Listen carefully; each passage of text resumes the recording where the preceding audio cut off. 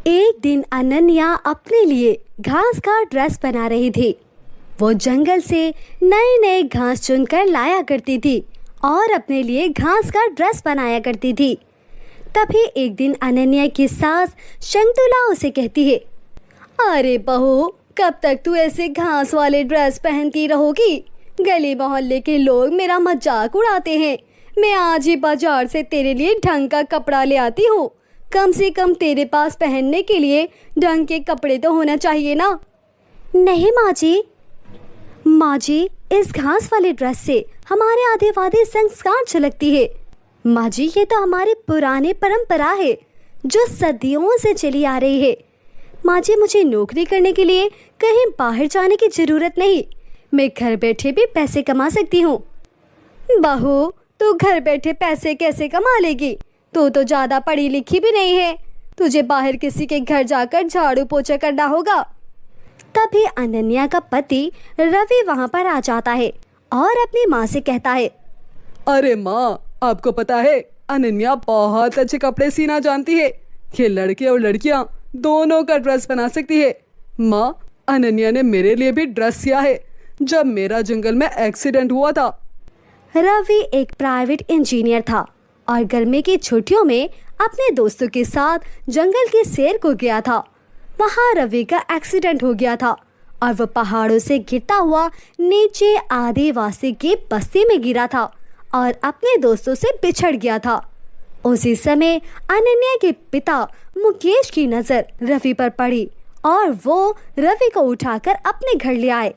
तब अनन्या ने रवि की बहुत सेवा की और उसे जड़ी बूटी दवाई से ठीक कर देती है। इस हादसे में रवि के कपड़े बुरी तरह से फट गए थे। तभी अनन्या ने रवि के लिए सिलाई मशीन पर नए कपड़े सिए थे। अनन्या दिखने में बहुत ही खूबसूरत थी। इसी वजह से रवि को अनन्या से प्यार हो जाता है और वो उसे प्रपोज कर देता है। इसके बाद वो दोनों शादी कर लेते हैं। शादी के बाद रवि और अनन्या दोनों शहर आ जाते हैं। कुछ दिनों के बाद रवि की नौकरी छूट जाती है। नौकरी छूट जाने के बाद इनके हालात खराब हो जाते हैं। ऐसे में अनन्या और शंकुतला घर का खर्च जैसे तैसे चलाने लगे थे, लेकिन अब सारी जमा पूंजी भी खत्म होने लगी थी। शंकुतला को इस बात की चिंता सता रही थी कि अब घर का खर्च कैसे चलेगा। तभी अनन्या कहती है, माँ जी, मेरे घर पर सिलाई मशीन रखी हुई है। मैं पिताजी से बात करके सिलाई मशीन यहाँ बुलवा लेती हूँ, क्योंकि आपके वाली सिलाई मशीन तो खराब हो चुकी है। बहू, मशीन तो मंगवा लोगी, लेकिन कपड़े कहाँ से लाओगी? माँ जी, मैंने कुछ पैसे बचा कर रखे हुए हैं। हम उन पैसों से कपड़े खरीद लेंगे। ठीक है बहू, तो जल्दी ये काम शुरू कर दे। अनन्या घर फोन करके अपने पिताजी से सिलाई मशीन मंगवा लेती है और रवि को कहकर कुछ कपड़े सस्ते सस्ते से मंगवा लेती है। कपड़े देखकर अनन्या की सास बोलती है, अरे बहू, ये तो बहुत ही सस्ते कपड़े हैं। माँ जी, एक बार इन कपड़ों को सिल तो जाने दीजिए, फिर आपको ये कपड़े भी महंगे लगने लगेंगे। अनन्या उन सस्ते कपड़ों से लड़कियों के लिए सुंदर सुंदर कपड़े तैयार करती है। अनन्या के सिले हुए ड्रेस देखकर उसकी सास कहती है, अरे बहू, ये कपड़े तो सच में बहुत महंगे लगने लगे हैं। एक ड्रेस की कीमत 1000 रुपए से कम नहीं होगी। अनन्या बहू, तेरे हाथ में तो जादू है, जादू। माँ जी, अब मैं इन कपड़ों को बाजार में बेचने जाऊंगी।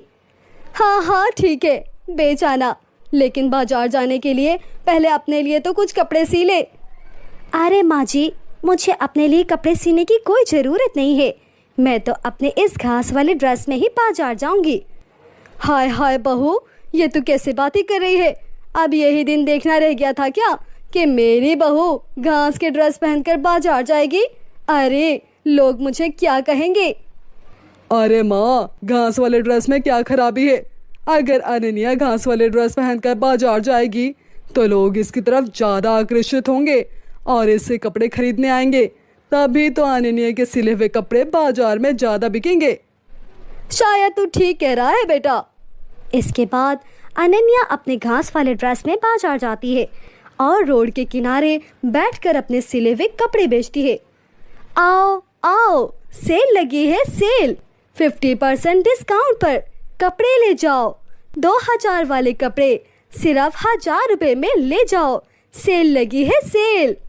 अनन्या की आवाज सुनकर आने जाने वाले राहगीर उसकी तरफ देखने लगते हैं। शहर में रहने वाले लोगों ने कभी किसी को घास वाले ड्रेस में नहीं देखा था।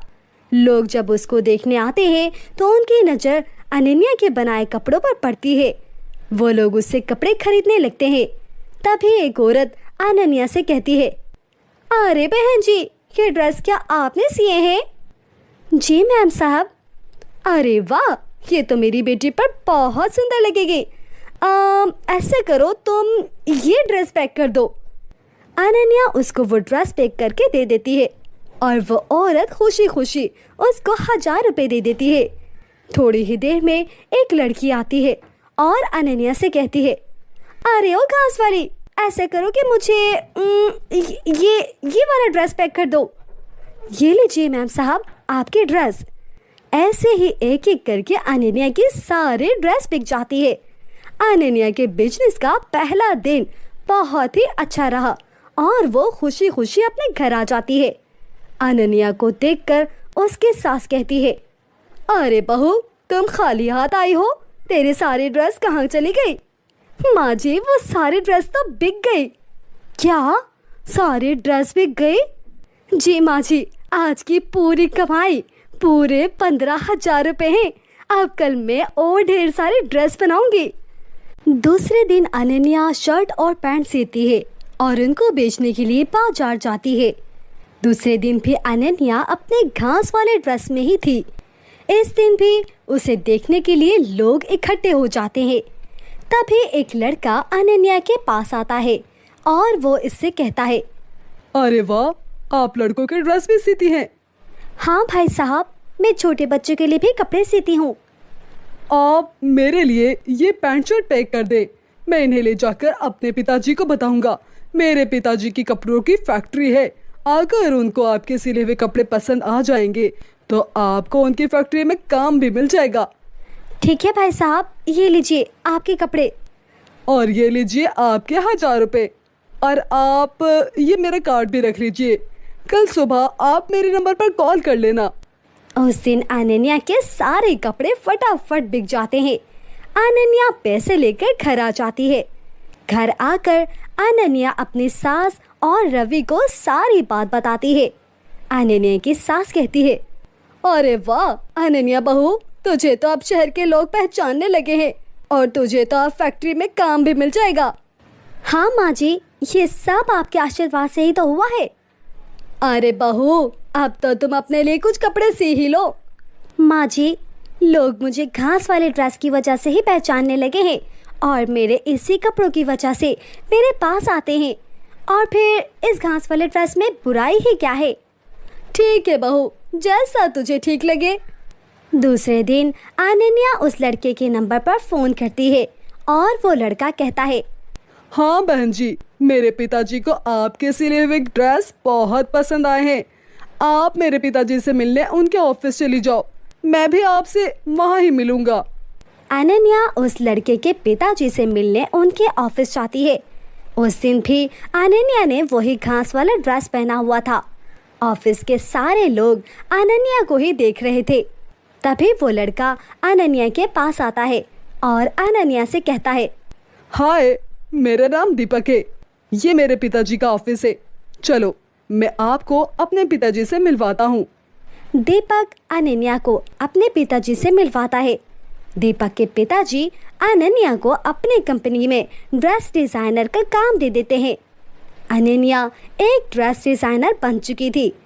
अब हर रोज वो ऑफिस आती और मन लगाकर काम करती थी। अनन्या अपने घास वाले ड्रेस में ही ऑफिस आया करती थी। एक दिन दीपक के पिता अनन्या से कहते हैं, अनन्या, ये तुम्हारी घास वाली ड्रेस हर किसी को तुम्हारी तरफ अट्रैक्ट करती है। तुम एक ऐसी ही घास वाली ड्रेस बनाओ जिसमें आर्टिफिशियल घास लगी हो, शायद वो लोगों को पसंद आ जाए। अरे, मैंने इस बारे में पहले क्यों नहीं सोचा? आपका आइडिया तो बहुत अच्छा है। मैं आज ही एक ऐसा ड्रेस बना दूंगी। अनन्या उसी दिन कपड़े का एक लहंगा बनाती है जिसमें आर्टिफिशियल घास लगाती है। अनन्या का वो लहंगा जब बाजार में आता है तो लोग खरीदने के लिए टूट पड़ते हैं। तभी दुकानदार कहता है, अरे अरे, लेकिन ये लहंगा तो एक ही पीस है, इसीलिए किसी एक को ही मिलेगा। हर कोई अनन्या का बनाया हुआ घास वाला लहंगा खरीदने के लिए अतावला हुआ चला जा रहा था, लेकिन वो लहंगा किसी एक को ही मिल सकता था। लोग इनको वैसा लहंगा लाने के लिए डिमांड करने लगे। अब बाजार में अनन्या के बनाए हुए घास वाले ड्रेस की खूब मांग बढ़ गई। अनन्या के पास अब हजारों लहंगे बनाने का ऑर्डर आ गया था। अनन्या दिन रात मेहनत करने लगी। तभी दीपक के पिता अनन्या से कहते हैं, अनन्या, तुम्हारी वजह से कंपनी का लाखों का प्रॉफिट हुआ है। इसी वजह से कंपनी ने तुम्हारी सैलरी बढ़ाकर पूरे 90,000 कर दी है। अनन्या ये सुनकर बहुत खुश होती है और घर आकर ये खुशखबरी अपनी सास शंकुतला और पति रवि को बताती है। तभी रवि अनन्या से कहता है, अनन्या, शहर में जिसे देखो तुम्हारे घास वाले ड्रेस पहनकर फिर रहा है। मैंने तो कभी सोचा भी नहीं था कि तुम्हारी ड्रेस इतनी स्टाइलिश बन जाएगी।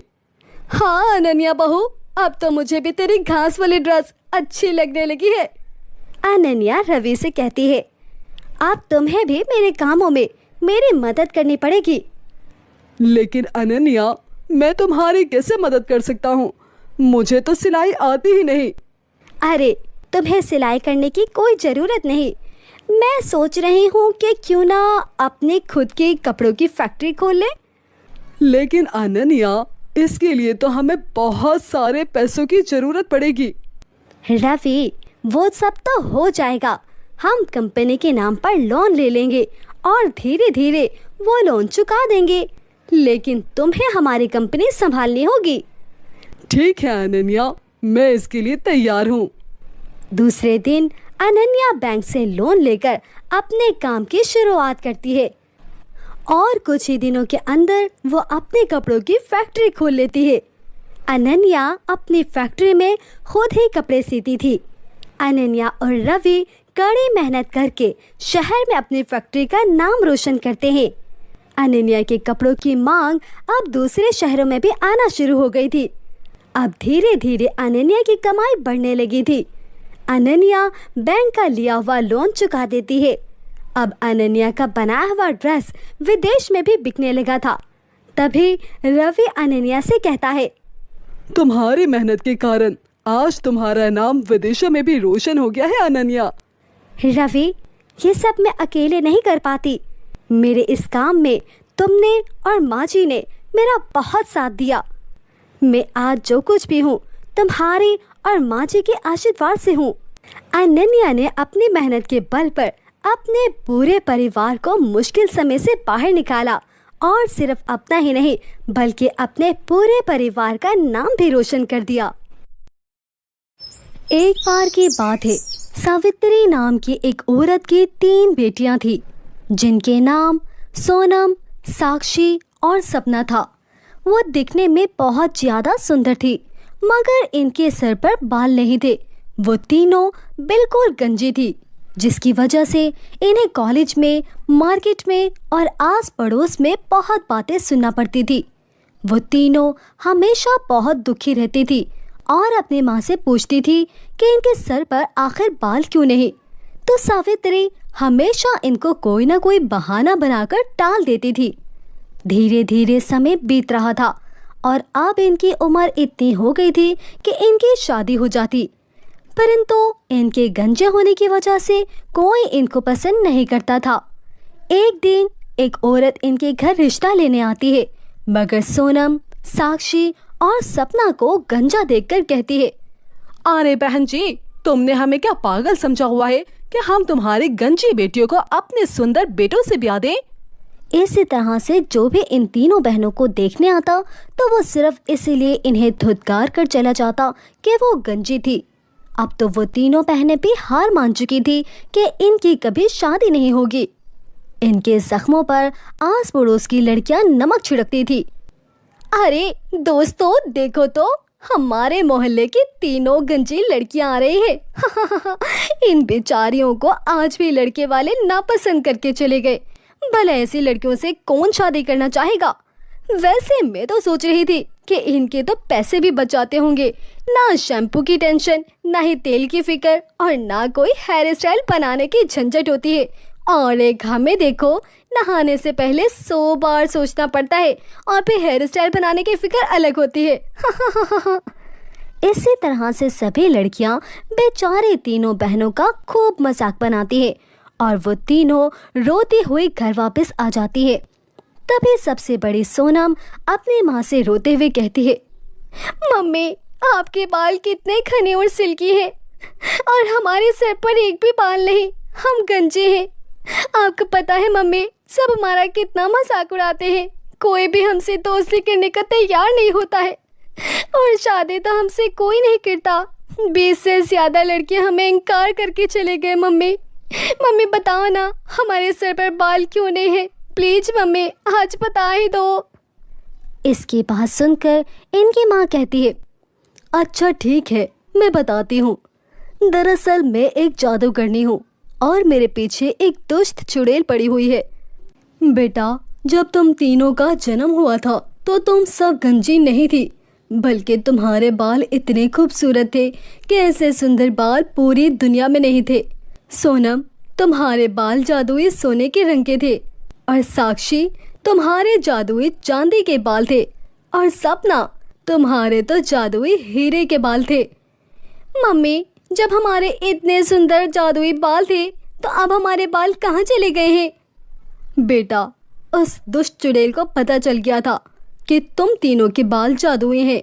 वो तुम तीनों को हासिल करना चाहती थी ताकि वो इस पूरी दुनिया पर राज कर सके। इसीलिए मैंने तुम लोगों की जान बचाने की खातिर तुम्हारे जादुई बालों की बलि चढ़ा दी और तुम तीनों को हमेशा हमेशा के लिए गंजा कर दिया। इसके बाद तब से लेकर अब तक मैंने अपनी जादुई शक्तियों का इस्तेमाल नहीं किया है और तुम तीनों को लेकर इस दुनिया में आ गई हूँ। तीनों बहनों को अपने हसीन बालों का सुनकर बहुत रोना आता है और वह अपनी माँ के साथ मिलकर फूट फूट कर रोती हैं। ऐसे ही कुछ दिन बीत जाते हैं और सावित्री के पास एक बूढ़ी औरत आती है। वो इससे कहती है, मैंने सुना है कि तुम अपनी बेटियों की शादी करना चाहती हो, मगर इनके गंजे होने की वजह से इनकी शादी नहीं हो पा रही। अरे, सुंदरता तो दिल की होनी चाहिए। तुम खुद भी बहुत अच्छी हो, सबकी मदद करती हो, यकीनन तुम्हारी बेटियां भी अच्छी होंगी। मुझे अपने लिए एक सुरक्षित बहू चाहिए जो मेरे घर को सुहाग बना दे। आजकल की बहुएं तो आते ही घर में आफत मचा देती हैं। क्या तुम अपनी बेटियों की शादी मेरे बेटों से करोगी? मुझे तुम्हारी बेटियां बहुत पसंद हैं। क्यों नहीं अम्मा जी, आपने तो मेरी सभी मुश्किलों को हल कर दिया है। आपका बहुत बहुत धन्यवाद। अब अच्छा सा मुहूर्त निकालकर अपने बच्चे की शादी कर देते हैं। सावित्री बहुत खुश थी, लेकिन वो इस बात से अनजान थी कि वो बूढ़ी औरत कोई और नहीं बल्कि वही चुड़ैल थी जिससे बचकर वो यहाँ आई थी। वो बूढ़ी औरत घर जाकर अपने असली रूप में आ जाती है और वो खुश होकर कहती है, बेवकूफ सावित्री, मैंने तुझे इतने साल के बाद भी पहचान लिया, मगर तू मुझे पहचान नहीं सकी। तूने अपनी बेटियों के जादुई बाल गायब कर दिए थे ना, लेकिन अब मैं अपने शैतान बेटों से इनकी शादी करवाऊंगी तो इनके जादुई बाल फिर से वापस आ जाएंगे। फिर मैं इनके जादुई बालों की मदद से इस दुनिया पर राज करूंगी। वहीं दूसरी तरफ सावित्री और इसकी तीनों बेटियां बहुत ज्यादा खुश थी। शादी की तैयारियां जोरों शोर से जारी थी। एक दिन सावित्री अपनी तीनों बेटियों के साथ शादी की शॉपिंग करने मॉल जाती है। वहां पर उसको वह बूढ़ी औरत दिखाई देती है। सावित्री इसको आवाज लगाती है, अम्मा जी सुनिए, अम्मा जी सुनिए तो। मगर वो औरत इसकी आवाज नहीं सुनती। तभी सावित्री और इसकी तीनों बेटियां उस चुड़ैल का पीछा करने लगती है। वो चुड़ैल चलती हुई एक गार में चली जाती है और वहां पर वो चुड़ैल अपने तीनों शैतान बेटों से बातें कर रही होती है। सावित्री को ये सब देखकर पता चल जाता है कि ये औरत तो वही चुड़ैल है। सावित्री उससे कहती है, दुष्ट चुड़ैल, तूने मुझसे मेरा पति छीन लिया, मेरी बच्चियों से उसका बचपन छीन लिया और अब तू यहाँ आ गई है अपने तीनों शैतान बेटों के साथ मेरी बेटियों की शादी कराने, ताकि इनके जादुई बाल वापस आ जाए और तू इनकी बलि चढ़ाकर इस दुनिया पर राज कर सके। मैं तुझे तेरे नापाक इरादों में कभी कामयाब नहीं होने दूंगी। अब तो मेरे जंगल में फंस चुकी है, अब तुझे मुझसे कोई नहीं बचा सकेगा। मेरी प्यारी बेटियों, इस दुष्ट चुड़ैल ने मुझसे मेरा सुहाग तो छीन लिया, मगर मैं तुम लोगों को कुछ नहीं होने दूंगी। तुम तीनों यहाँ से तुरंत भाग जाओ, किसी के हाथ ना आना, जल्दी से भागो भागो मेरी बेटियों। मगर माँ, ये चुड़ैल और इसके शैतान बेटे बहुत ज्यादा खतरनाक है, हम तुम्हें यहाँ इनके पास अकेले छोड़कर नहीं जाएंगे, तुम्हारी जान को भी खतरा हो सकता है माँ। मगर सावित्री अपने जादुई शक्ति की मदद से अपनी बेटियों को एक जादुई कालीन पर बिठाकर भेज देती है। वह बहुत रोती है मगर अपनी माँ का हुक्म मान लेती है। दूसरी तरफ सावित्री इस जादूगरनी का मुकाबला करते हुए उसके तीनों बेटों को मार देती है, मगर सावित्री इस चुड़ैल से नहीं लड़ सकती थी। इसी तरह सावित्री की मृत्यु हो जाती है।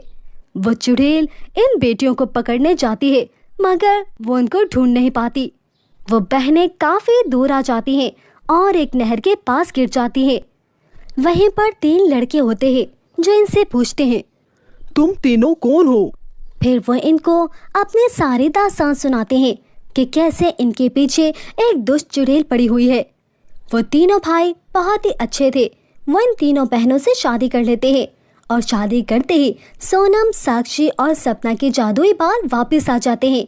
इनकी सास इनसे पूछती है, अरे सोनम, साक्षी, सपना, तुम लोगों के ये बाल अचानक से कैसे उगाए हैं? माँ जी, अब आप ये समझे कि आपकी जो भी गरीबी थी वो हमारे जादुई बालों की वजह से दूर हो जाएगी और आप लोग अमीर हो जाएंगे।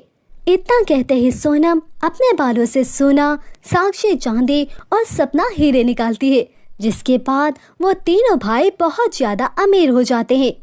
वो तीनों बहनें बहुत अच्छी थी, अपने बालों की मदद से सारे गांव वालों की मदद करती थी। इस बात की खबर जब चुड़ैल को लगती है तो वो गांव में आकर खूब तबाही मचा देती है और चारों तरफ आग लगा देती है। वो तीनों बहनें आखिरकार इस दुष्ट चुड़ैल को मारने के लिए इकट्ठी हो जाती हैं और अपने जादुई बालों की शक्ति से उस चुड़ैल को जलाकर राख कर देती है। फिर वो अपने जादुई बालों की मदद से पूरे गांव में सोने, चांदी और हीरे बांटती है ताकि जो भी नुकसान हुआ इसको पूरा कर सके। फिर सब हंसी खुशी रहने लगे क्योंकि अब उस दुष्ट चुड़ैल का खतरा खत्म हो चुका था। एक बार की बात है, एक गांव में प्रिया नाम की लड़की अपने माता पिता के साथ रहती थी। प्रिया के पिता मजदूरी करके अपना घर चलाते थे। एक दिन प्रिया की शादी तय हो जाती है। बहन जी, हमें ये रिश्ता मंजूर है, हमारी तरफ से रिश्ता पक्का समझे, लेकिन हम 1 महीने के अंदर अंदर शादी करेंगे। ठीक है बहन जी, जैसे आप ठीक समझें। लड़के वालों के जाते ही प्रिया के पिता मोहन अपनी पत्नी रागिनी से कहते हैं, सुनो, 1 महीने बाद हमारी बेटी की शादी है। हमारे पास तो इतना पैसा भी नहीं कि हम अपनी बेटी के लिए शादी का जोड़ा ही ले सके। हाँ, आप सही कह रहे हैं। आप जिम्मेदार से इस बारे में बात क्यों नहीं करते? ठीक है, मैं कल ही जिम्मेदार के यहाँ जाता हूँ। अगले दिन मोहन जिम्मेदार के पास जाता है। जिम्मेदार जी, अगले महीने मेरी बेटी की शादी है, आप मुझे कुछ काम दे दीजिए। ठीक है, तुम जितना काम करोगे उतना पैसा मिलेगा। मोहन जिम्मेदार की बात सुनकर खुश हो जाता है और अब वो दिन रात काम करता है। कुछ दिन ऐसे ही बीत जाते हैं। इतना काम करने के कारण मोहन की तबीयत खराब हो जाती है और उसे हॉस्पिटल ले जाना पड़ा। मोहन के इलाज में उसके कमाए हुए जितने पैसे थे सारे लग जाते हैं। ये देखकर रागिनी बहुत उदास हो जाती है और अब मोहन भी काम नहीं कर सकता था। प्रिया की शादी की तैयारी तो दूर की बात, अब घर में खाने को भी कुछ नहीं होता था। माँ, अब मेरी शादी की तैयारी कैसे होगी? मैं क्या पहनूंगी? बेटा, हम कुछ न कुछ जरूर करेंगे, फिक्र मत कर। मैं कल ही बड़े बड़े घरों में काम मांगने जाऊंगी, सब ठीक हो जाएगा। अगले दिन रागिनी घर घर जाकर काम मांगती और उसे वहाँ नौकरानी का काम मिल जाता है। रागिनी थोड़ा बहुत पैसा कमा रही थी और उससे वो थोड़ा बहुत घर का खर्चा और अपने पति की दवाई का खर्चा चला रही थी। ऐसे ही कुछ दिन बीत जाते हैं और प्रिया की शादी का दिन करीब आने लगता है। माँ, कुछ दिन बाद मेरी शादी है और अब तक लहंगा भी नहीं लिया। माँ, रागिनी के पास एक सोने का कड़ा पड़ा था और वो सोचती है, मैं ये कड़ा बेच देती हूँ और इससे अपनी बेटी के लिए लहंगा चोली ले पाऊंगी। ये सोचकर रागिनी वो कड़ा बेच देती है और उससे कड़े के बदले थोड़े से पैसे मिल जाते हैं। चल बेटा, मेरे पास कुछ पैसे हैं और मैं इससे तुझे लहंगा चोली दिला देती हूँ। और दोनों माँ बेटी लहंगा चोली लेने दुकान पर चली जाती हैं। भाई साहब, ये लहंगा चोली कितने का है? ये 10,000 का लहंगा है बहन जी। भाई साहब, दुकान पे सबसे सस्ता लहंगा कौन सा होगा? बहन जी, हमारी दुकान पर 5,000 से कम का कोई लहंगा नहीं। भाई साहब, वो मेरे पास बस 2,000 है। मेरी बेटी की शादी है, क्या आप मुझे उधार दे सकते हैं? जाओ जाओ, यहाँ उधार नहीं चलता। पता नहीं कहाँ से आ जाते हैं मुंह उठाकर। रागिनी और प्रिया उदास होकर वहाँ से चले जाते हैं और सारी दुकानें घूमने के बाद उन्हें वहाँ कुछ भी सस्ता नहीं मिलता और वो घर आ जाते हैं। क्या हुआ, तुम लोग खाली हाथ क्यों आ गए? रागिनी मोहन को सब बताती है, जिस पर मोहन कहता है, ये सब मेरी वजह से हुआ है। मैंने अपनी बीमारी पर सारे पैसे लगा लिए। मेरी बेटी के लिए अब कुछ नहीं बचा है। हम क्या करेंगे? कोई बात नहीं पिताजी, आप फिक्र मत करें, आप बस ठीक हो जाएं, मेरी शादी की चिंता ना करें। ऐसे ही कुछ दिन बीत जाते हैं। अब शादी के लिए एक दिन बचा था। प्रिया का अब तक लहंगा चोली नहीं आया था और घर में सब उदास थे। तभी दरवाजे पर एक बाबा जी आते हैं। भगवान के नाम पर कुछ दे दो बेटी और अपनी इच्छा पूरी करवाओ। प्रिया दौड़ती दौड़ती बाहर आती है और बाबा के लिए खाना ले आती है। बाबा जी, हमारे पास पैसे नहीं है, ये थोड़ा सा खाना है, आप ये खा लीजिए। बाबा वो खाना खा लेते हैं। क्या हुआ बेटी, तुम कुछ परेशान लग रही हो? प्रिया उस बाबा को सब कुछ बता देती है। ये सब सुनकर बाबा मुस्कुरा देते हैं और प्रिया से कहते हैं, ये बक्सा ले लो बेटी और इसे तभी खोलना जब तुम्हारी शादी हो। प्रिया वो बक्सा ले लेती है और उदास बैठी लहंगे के बारे में सोच रही थी। तभी उसे बाबा की बात याद आती है और वो बक्से को खोलती है। तभी उसमें एक खूबसूरत सा लहंगा था। प्रिया ये देखकर बहुत खुश हो जाती है और अपनी माँ को वो लहंगा दिखाती है। रागिनी लहंगा देखकर बहुत खुश होती है और प्रिया से कहती है, ये लहंगा तुम्हें किसने दिया बेटी? ये तो बहुत कीमती लग रहा है। प्रिया अपनी माँ को सारी कहानी बताती है। रागिनी बहुत खुश होती है। तभी प्रिया कहती है, काश माँ, मेरे पास एक मेकअप बॉक्स भी होता जिससे मैं घर में मेकअप ही कर लेती। प्रिया इतना ही कहती है कि जब ही एक मेकअप बॉक्स उसके सामने आ जाता है। ये देखकर दोनों माँ बेटी हैरान हो जाती हैं। मुझे तो लगता है ये जादुई लहंगा है, तुम कुछ और मांग कर देखो। ए जादुई लहंगा, मेरे पिता को बिल्कुल ठीक कर दो। प्रिया इतना ही कहती है कि उसके पिता ठीक होकर उसके पास चले आते हैं और सारी कहानी सुनकर खुश हो जाते हैं। ऐसे ही शादी का दिन आ गया। प्रिया लहंगा पहनकर आ जाती है। तभी लड़के की माँ कहती है, देखिए रागिनी बहन, हमारे ज्यादा कोई डिमांड नहीं। अब हमें ना कुछ नहीं चाहिए, बस आपको हमें 5 लाख रुपए देने होंगे जो आपकी बेटी के ही काम आएंगे। ये सुनकर रागिनी और इसके पति उदास हो जाते हैं और कहते हैं, कमला बहन, अब तो हमारे पास इतने पैसे भी नहीं हैं। आप ये शादी होने दीजिए, इसके बाद ये जिम्मेदार से उधार लेकर आपको दे देंगे। नहीं बहन जी, शादी तो तभी होगी जब आप हमारे हाथ में पैसे रखेंगी। ये सुनकर प्रिया कहती है, मामा बाबा, मुझे ऐसे लालची लोगों से शादी नहीं करनी, इन्हें साफ मना कर दीजिए। अरे देखो तो कितनी बदतमीज लड़की है, बड़ों के सामने बात करने की तमीज नहीं है। आंटी, बदतमीज मैं नहीं, आप है जो हम गरीब लोगों से पैसे बटोर रहे हैं। आप लोग फौरन यहाँ से चले जाओ, इतनी बेइज्जती काफी नहीं है या कुछ और करूं? ऐसा सुनकर लड़के वाले वहाँ से चले जाते हैं। प्रिया बेटी, ये तुमने क्या करा? अब तुम्हारी शादी कैसे होगी? बाबा, आप चिंता मत करें, मुझे अब शादी नहीं करनी। मैं पढ़ लिख कर आपका नाम रोशन करूंगी। ऐसे ही समय बीत गया और प्रिया जादुई लहंगे की मदद से अपनी पढ़ाई पूरी कर लेती है और एक अफसर बन जाती है। और एक दिन वही बाबा जिसने प्रिया को जादुई लहंगा दिया था, अपना बेटे का रिश्ता लेकर प्रिया के घर आता है। प्रिया को पहले ही नजर में उनके बेटे से प्यार हो जाता है और उनकी शादी हो जाती है। अब प्रिया हंसी खुशी अपना जीवन गुजारती है। बहुत समय पहले की बात है। एक हीरापुर नाम का गांव था। उसी गांव में रानी नाम की एक लड़की अपने माता पिता के साथ बड़ी ही हाव भाव से रहती थी। जैसा कि उसका नाम रानी था, वो गरीब होने के बावजूद रानी की तरह ही रहती थी और अपने अमीर होने का दिखावा करती थी। रानी बहुत ज्यादा खूबसूरत थी और वो हमेशा अपने बनाव सिंगार में लगी रहती थी। रानी की सहेलियां भी रानी की खूबसूरती से जलती थी। रानी अपने गोरे रंग का बहुत ख्याल रखती थी। सब कुछ होते हुए भी रानी में कुछ खामियां थी।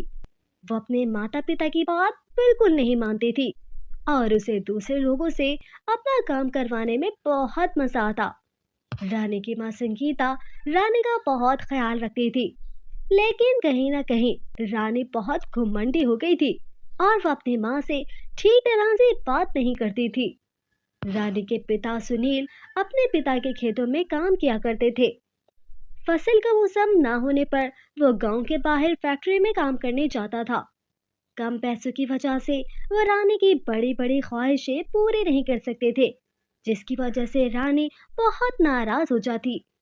एक दिन रानी के पिता रानी से कहते हैं, मेरी प्यारी बेटी, तुम्हारी माँ सुबह से खेतों में काम कर रही है, तुम भी उनके साथ काम कर पाओ, इससे उनकी कुछ मदद हो जाएगी।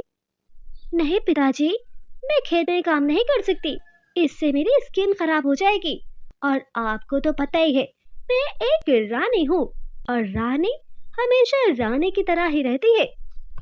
मेरी प्यारी बेटी, अगर तुम खेत में काम करने गई तो मैं तुम्हें सुंदर सा एक हैंडबैग लेकर दूंगा। रानी हैंडबैग का सोचकर खेतों में काम करने चली जाती है। वहाँ पर खेतों में रानी की माँ के साथ साथ दूसरे मजदूर भी काम कर रहे होते हैं।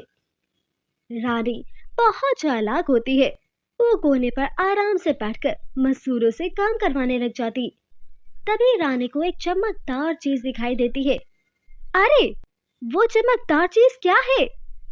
अरे, वो तो एक जादुई पेड़ है, तुम वहां मत जाना, वहां जाने में बहुत खतरा है, एक मजदूर ने कहा। रानी मजदूर की बात सुनकर लालच में आ जाती है और रानी मन ही मन में बोलती है, अगर ये जादुई सोने का पेड़ की एक भी पत्ती मेरे हिस्से में आ जाए तो मैं किसी रानी से कम नहीं लगूंगी और मेरे पास अच्छा अच्छा सामान खरीदने के बहुत सारे पैसे होंगे। इतना सोचकर रानी उस जादुई पेड़ की तरफ बढ़ने लगती है और उस पेड़ तक पहुंचने के बाद वो उस पेड़ को हाथ लगाती है। तभी उस पेड़ में से एक आवाज आती है, कौन है जिसने मुझे हाथ लगाया? मैं उसे छोड़ने वाला नहीं, जल्दी बताओ वरना मैं तुम्हें यहाँ खत्म कर दूंगा। रानी पेड़ को सब कुछ सच सच बताती है। तुम तो मेरी प्यारी बच्ची हो, तुमने सभी गलतियां बहुत जल्दी मान ली, इसीलिए मैं तुम्हें माफ करता हूँ। मैं जानता हूँ तुम बहुत अमीर बनना चाहती हो, पर ऐसा एक बार में मुमकिन नहीं। पर तुम चाहो तो रोजाना इस पेड़ से एक पत्ती लेकर जा सकती हो, पर याद रखना पत्ती लेते वक्त तुम मुझे डिस्टर्ब नहीं करना और चुपचाप एक पत्ती रोजाना ले जाना। रानी पेड़ का कहना मानते हुए उस पेड़ की एक पत्ती ले लिया करती। रानी बहुत खुश थी कि जल्द ही वो एक अमीर लड़की बनने वाली है और इस तरह रानी रोजाना उस पेड़ से एक पत्ती ले आया करती। पर रानी इस एक ही पत्ती से ज्यादा अमीर नहीं हो पा रही थी और एक दिन उसके मन में लालच आ जाता है और रानी सोचती है, अरे पेड़ की आंखें तो बंद है और इतने दिनों से मैं तो रोजाना एक सोने की पत्ती लेकर जा रही हूँ जिससे मैं बहुत ज्यादा अमीर नहीं हो रही। क्यों ना आज मैं 2 या 3 सोने की पत्ती ले लूं, ऐसा तो मैं जल्दी अमीर हो जाऊंगी और रानी वाली जिंदगी गुजारूंगी। इतना सोचकर रानी 3 सोने की पत्ती ले लेती है और अपने घर आ जाती है। पेड़ अपनी जादुई शक्तियों से सब कुछ देख रहा होता है और रानी की इस हरकत से उसे बहुत गुस्सा आता और उसे दुनिया की सबसे काली लड़की में बदलने का श्राप दे देता। यहाँ रानी घर में मेकअप कर रही होती है, तभी वो दुनिया की सबसे बदसूरत लड़की में बदल जाती है। रानी अपना ये बदला हुआ रूप देखकर हैरान हो जाती है और जोर जोर से रोने लगती है। मम्मी, पापा, ये देखो मेरे साथ क्या हो गया। मैं दुनिया की सबसे खूबसूरत लड़की थी और अब देखो मैं दुनिया की सबसे बदसूरत लड़की बन गई हूँ। कोई है मेरी मदद करे, मुझे पहले जैसा कर दे। रानी के माता पिता जब उसे इस हालत में देखते हैं तो उन्हें रानी पर बहुत दया आती है। रानी बेटी, तुम रोजाना उस जादुई पेड़ के पास जाती हो और कभी ऐसा नहीं हुआ, पर आज तुम इतनी काली कैसे हो गई? फिर रानी अपनी माँ को सब सच सच बता देती है कि किस तरह वो जल्दी अमीर बनने के लालच में वहां से 3 सोने की पत्ती इकट्ठा तोड़ लाई, जिसकी वजह से उसका ये हाल हो गया। प्यारी बेटी, अब तुम्हें पहले जैसा करने के लिए हमें दोबारा उस पेड़ के पास जाना होगा, वही तुम्हारी मदद कर सकता है। चलो हम जाकर उस पेड़ से मदद मांगते हैं और तुम उससे मुआफी मांग लेना। रानी ऐसा ही करती है और अपना चेहरा ढक कर उस पेड़ से माफी मांगती है। पेड़ जी, प्लीज मुझे माफ कर दीजिए, मैंने लालच में आकर आपके पेड़ से 2 पत्ती ज्यादा तोड़ ली थी। मैं वादा करती हूँ आइंदा ऐसा लालच कभी नहीं करूंगी। वो सब तो ठीक है बेटी, पर जो सजा मैं तुम्हें दे चुका हूँ वो बदल नहीं सकती। पर अगर तुम लोगों की मदद करती हो और उनके साथ अच्छे से रहती हो तो तुम्हें पहले जैसा रंग रूप वापस मिल जाएगा। ठीक है, मैं फिर आज से ही लोगों की मदद करना शुरू कर दूंगी और सभी की बात मानूंगी। इतना कहकर रानी वहां से चली जाती है और अब वो खेतों में अपनी माँ की मदद भी करती है और अपने पिता की सेवा भी करती है और रानी को गांव में जो भी मदद मांगता उसकी मदद भी करती। और अब रानी को लोगों की मदद करने में मजा आने लगा था और उसकी आदतें भी अच्छी हो गई थी। सभी गांव के लोग रानी से बहुत खुश होते और इस तरह बहुत दिन बीतने के बाद भी रानी का रंग पहले जैसा ना हुआ तो वो एक बार फिर पेड़ के पास जाती है और कहती है, पेड़ जी, आपने ऐसे कहा था कि मैं लोगों की मदद करूंगी तो मेरा रंग रूप वापस मिल जाएगा। मैंने ऐसा ही किया, सभी लोगों से प्यार से बात की, अपने माता पिता की सेवा की, पर मेरा रंग पहले जैसा नहीं हुआ। प्लीज मेरी मदद करें, मैं इस काले रूप में नहीं रहना चाहती। हाँ रानी बेटी, आज वो समय आ गया है जिससे मैं तुम्हें पहले जैसा गोरा कर सकता हूँ। ये लो, ये जादुई हैंडबैग है, इसमें मेकअप का सामान रखा हुआ है। इसे लगाकर तुम पहले से भी ज्यादा खूबसूरत हो जाओगी और इससे अपनी हर इच्छा पूरी कर सकती हो। ये सुनकर रानी हैंडबैग लेकर घर आ जाती है और वो मेकअप लगाकर पहले से भी ज्यादा सुंदर हो जाती है। वो बहुत खुश होती है और वो उस जादुई हैंडबैग से अपनी हर इच्छा पूरी कर लेती। जादुई बैग के बाद भी रानी वैसे ही लोगों की मदद करती और हंसी खुशी अपना जीवन बिताती। तो कैसी लगी आपको आज की कहानी? कमेंट में जरूर बताइएगा और हमारे चैनल को लाइक, शेयर और सब्सक्राइब करना मत भूलिएगा ताकि हमारी आने वाली हर वीडियो आप तक सबसे पहले पहुंच सके। जादुई लहंगा। एक समय की बात है। विजयपुर नामक गांव में दो लड़कियां रहा करती थी, सपना और प्रिया। सपना और प्रिया दोनों बहुत अच्छी दोस्त थी। सपना का ताल्लुक गरीब घराने से था। उसके पिता नहीं थे और उसकी माँ सब्जी बेचकर घर चलाती थी, जबकि प्रिया के पिता का बहुत बड़ा बिजनेस था। सपना और प्रिया साथ साथ स्कूल जाते, पर प्रिया को सपना की दोस्ती बिल्कुल पसंद नहीं थी, क्योंकि वो गरीब थी। उसने सिर्फ अपने काम के लिए सपना को दोस्त बनाया था। एक दिन सपना और प्रिया स्कूल जा रही थी तो रास्ते में उन्हें एक बूढ़ी औरत मिलती है। वो उन दोनों से कहती है, बेटा मुझे कुछ खाने को दे दो, सुबह से कुछ भी नहीं खाया, बहुत भूखी हूँ। चल हट भिखारन, अगर मैं तुझे खाना दे दूंगी तो मैं क्या खाऊंगी। ये लो आंटी, आप मेरा खाना ले लो, मेरे पास ज़्यादा कुछ नहीं है, बस एक रोटी है, ये आप खा लो। वो बूढ़ी औरत सपना को बहुत ज़्यादा दुआएं देकर वहाँ से चली जाती है। उसके जाने के बाद प्रिया सपना की बेवकूफ़ी पर खूब हंसती है और उससे कहती है, तुम तो वाकई बेवकूफ़ हो सपना, तुम्हारे पास एक ही रोटी थी, वो भी तुमने इसको दे दी, अब तुम सारा दिन भूखी रहोगी। हा हा हा हा।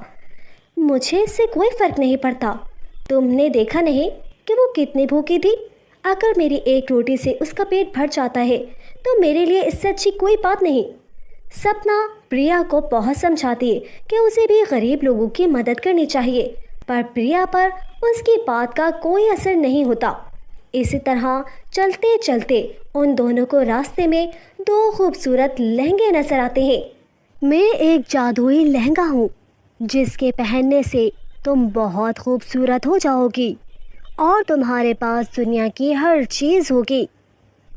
मैं भी एक जादुई लहंगा हूँ, पर मुझे पहनने से तुम्हें धन दौलत नहीं मिलेगी, बल्कि जिसने हमें बनाया उनकी तबीयत बहुत ज़्यादा ख़राब है और इसे पहनने से तुम उनकी जान बचा सकती हो।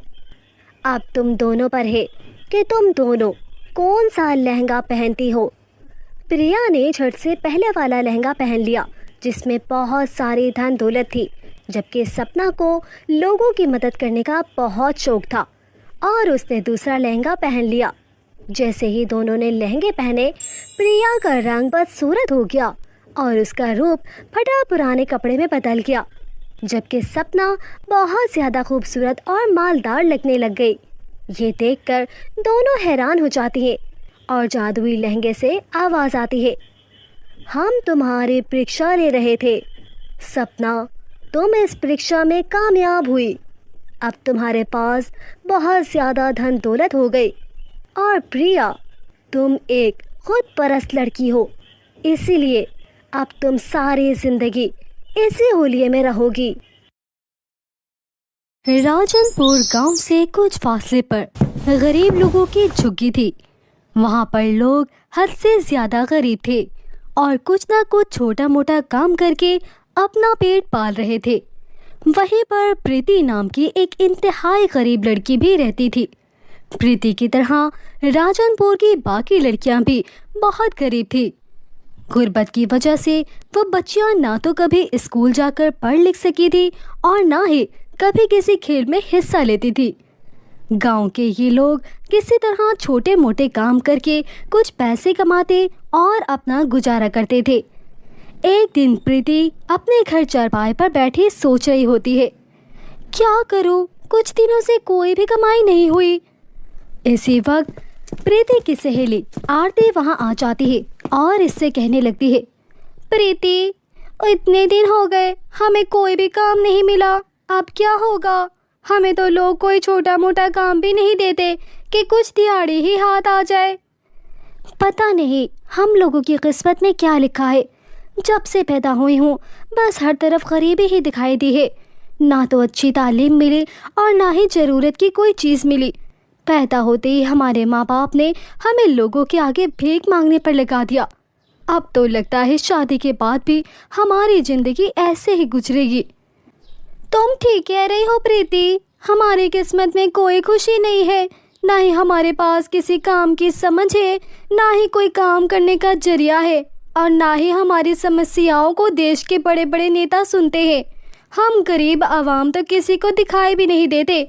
हम जिए या मरे किसी को घटना फर्क नहीं पड़ता है। तुम्हें मालूम है आरती, इतने दिन बीत गए हैं मगर मैंने एक भी ढंग का खाना नहीं चखा।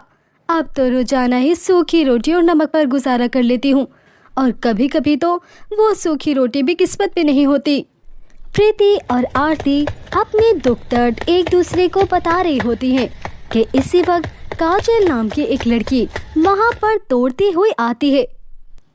मेरी बात सुनो, मैं एक ऐसी धमाकेदार खबर लाई हूँ जिसको सुनकर तुम दोनों के होश उड़ जाएंगे और तुम लोग खुशी से उछल पड़ोगी।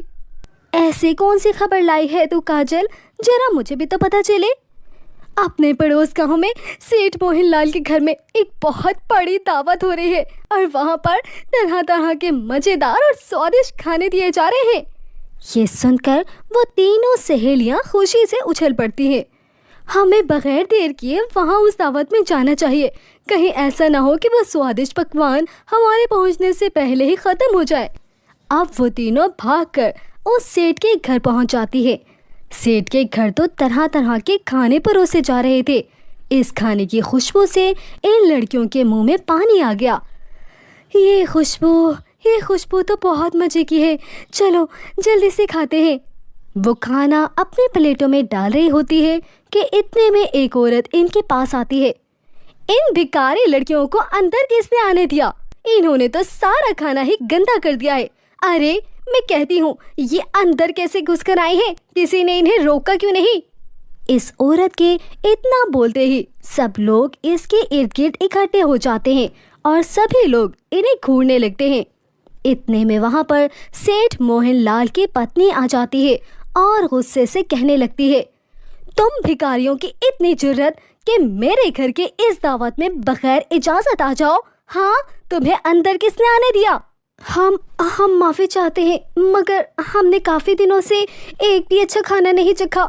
जब हमें इस घर में दावत का पता चला तो भूख हमें खुद ब खुद यहाँ ले आए। हमें माफ़ कर दें जी। मगर प्रीति की किसी भी बात पर वो बिल्कुल यकीन नहीं करती और ना ही इन पर इनको दया आती है। वो सभी औरतें कहने लगती है, आप तुम तीनों को यहाँ चोरी छुपे आकर खाना खाने की सजा मिलेगी। तुम सब ने यहाँ आकर हमारी इतनी अच्छी पार्टी खराब कर दी है और हमारे मेहमानों को इतनी परेशानी हुई। इस पर अब तुम लोगों को ज़रूर सजा मिलेगी। हम तुम्हें ऐसे नहीं छोड़ेंगे। अरे इन जैसी गरीब लड़कियों को चोरी छुपे आकर खाना खाने की सजा ज़रूर मिलनी चाहिए ताकि फिर कोई गरीब और भिखारी बिना इजाज़त यहाँ आने की जुर्रत ना कर सके। इनको सुधारने के लिए हमें इन्हें बांधकर खूब मारना चाहिए ताकि इनको अच्छी तरह सबक मिले। अब वो सभी औरतें इन तीनों को बांधकर इन गरीब लड़कियों को बहुत मारती हैं। हमें मत मारे, प्लीज़ हमें मत मारे, हमें छोड़ दें। हम यहाँ दोबारा कभी नहीं आएंगे, हमें मत मारे। अब ये कभी दोबारा ऐसी हरकत नहीं करेंगे। चल भाग यहाँ से। प्रीति और इसकी सहेलियाँ वहाँ से रोते हुए चली जाती है। इन अमीरों से तो हम गरीब ही अच्छे हैं जो एक रोटी भी मिलकर बांट कर खाते हैं, जबकि ये इतना खाना ज़ाया कर देते हैं। अगर हम इतने बहुत सारे खाने से थोड़ा सा ले लेते हैं तो ये हमारा ये हाल कर देते हैं। अब मैं कभी भी इनकी दावत में नहीं जाऊंगी। इसके बाद वो तीनों लड़कियां अपने अपने घर चली जाती हैं। अगले दिन प्रीति अपनी सहेलियों को कहती है, चलो जंगल में सूखी लकड़ियां काटने चाहते हैं ताकि इनको करीबी शहर में जाकर बेच दें और कुछ पैसे कमा सके। हाँ चलो चलते हैं। अब वो जंगल में दाखिल हो जाते हैं कि प्रीति की नज़र एक सूखे पेड़ पर पड़ती है। अरे वो देखो, वहाँ एक सूखा पेड़ है, आओ चलो इस दरख्त को काटते हैं।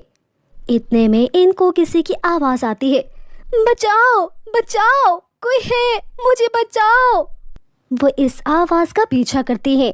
जब वो आवाज़ के करीब जाती हैं तो वहाँ पर देखती हैं कि दो दुष्ट जादूगरनियों ने एक प्यारी सी परी को पिंजरे में बंद किया होता है और वो इसे अपने साथ ले जाना चाह रही होती है।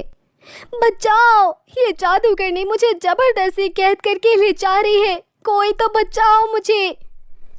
हा हा हा हा हा हा, जितना चिल्लाना है चिल्लाओ, यहाँ इस जंगल में तुम्हें कोई बचाने नहीं आएगा। चुपचाप हमारे साथ चलो। प्रीति और इसकी सहेलियों को उस मासूम परी पर दया आ जाती है। हमें इस परी को बचाना चाहिए, इसकी जिंदगी खतरे में है, हमें कुछ करना चाहिए। तभी वो तीनों अपनी अपनी कुल्हाड़ियों से इन जादूगरनियों पर हमला कर देती हैं और इनकी खूब पिटाई करती हैं। आ, तुम लोग कौन हो और हमें क्यों मार रही हो? हमें छोड़ दो, मत मारो हमें, छोड़ो। हम इस मासूम परी को तुम लोगों के जंगल से बचाने आए हैं। तुम लोग यहाँ से चले जाओ, वरना हम लोग तुम्हें मार मार कर खत्म कर देंगे। हम चले जाएंगे, हमें मत मारो, हम अभी जा रहे हैं। रुक जाओ, हमें मत मारो, हम जा रहे हैं। इसके बाद वो जादूगरनियां डर के मारे परी की जादुई छड़ी इनको देकर दुम दबाकर भाग जाती हैं। प्रीति पिंजरा खोलकर उस परी को आजाद कर देती है। परी जी, आप ठीक तो है ना? ये लीजिए आपकी जादुई छड़ी। मेरी जान बचाने के लिए तुम लोगों को मैं दिल से धन्यवाद कहती हूँ। अगर तुम ना होती तो ये जादूगरनियां मुझे अपने साथ कैद करके ले जाती। अरे, हमारे होते हुए आपको कोई नुकसान नहीं पहुंचा सकता था परी जी। अब आपके पास आपकी अपनी जादुई छड़ी है, अब आप अपने परी लोग जा सकती हैं। अरे, ऐसे कैसे? तुम तीनों बहादुर लड़कियों ने मेरी जान बचाई है। अब मुझे बताओ कि तुम लोगों को इसके बदले क्या चाहिए? हम सब बहुत गरीब हैं परी जी। क्या आप अपनी जादुई छड़ी से राजनपुर गांव वालों की गरीबी खत्म कर सकती हैं?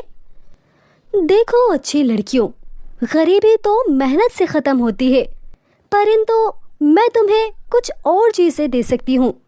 इतना कहकर परी अपनी जादुई छड़ी घुमाती है। ये देखो, ये जादुई फ्रॉक, जादुई सैंडल और जादुई चूड़ियाँ हैं। लेकिन हम इनका क्या करेंगे? इनसे हम अपनी गरीबी कैसे ख़त्म करेंगे? अपना पेट कैसे भरेंगे?